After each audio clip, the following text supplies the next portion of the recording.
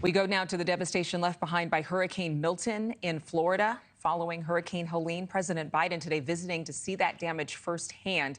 He also announced a major aid package to help the state recover. And it's in moments like this we come together to take care of each other, not as Democrats or Republicans, but as Americans. That unity message carrying over throughout the White House between Vice President Kamala Harris and President Biden. Nearly 1 million residents still waiting for their power to come back on. The president also announcing that $94 million will go to help improve the electric grid in Florida. Here's News Nation's Mills Hayes. She's live now from St. Pete Beach. Once again, what's her reaction like on the ground to the visit by the president today?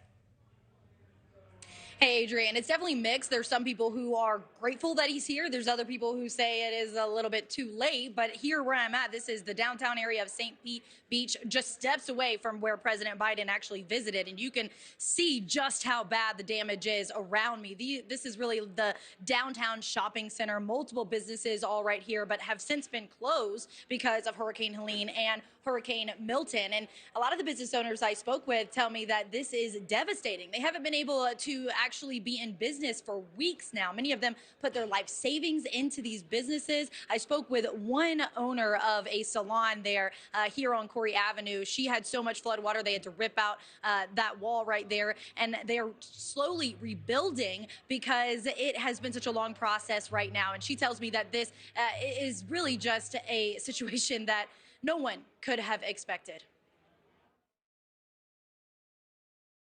After my mom passed from cancer and my grandma died and my aunt died from COVID, I took everything and I put it all, my nest egg, into this business. So the good folks of Corey Avenue are draining their bank accounts, balancing their bank accounts, not been able to open for 3 weeks, almost a month. We are hurting really bad down here. I spoke with some other business owners as well, Adrienne, and some of them told me they knew that President Biden was in town, but they have a lot of work to do in their own businesses to clean up, that they couldn't walk over and see him himself. But here, they really just want to get back to normal as soon as possible. They really thrive off of the tourism industry here, and they're really just trying to make the best out of a bad situation. They're all kind of gathered, the business owners and some of the local people who live here gathered around here to try and fundraise and really just spend time with each other because they can't open their businesses at this moment, Adrienne. Mills, what are you hearing in terms of not just businesses, but actually having a place to call home? What is the hardest part of this recovery effort right now?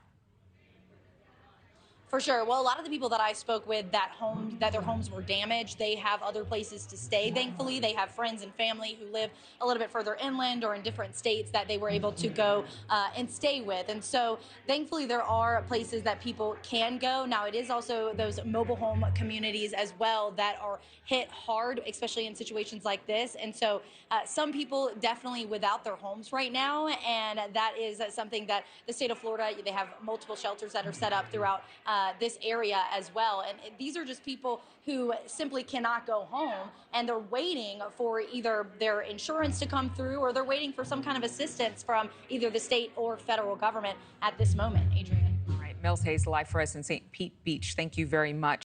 Thanks so much for watching. Go to joinnn.com to find News Nation on your television provider. And don't forget to click the red subscribe button below to get more of News Nation's fact-driven, unbiased coverage.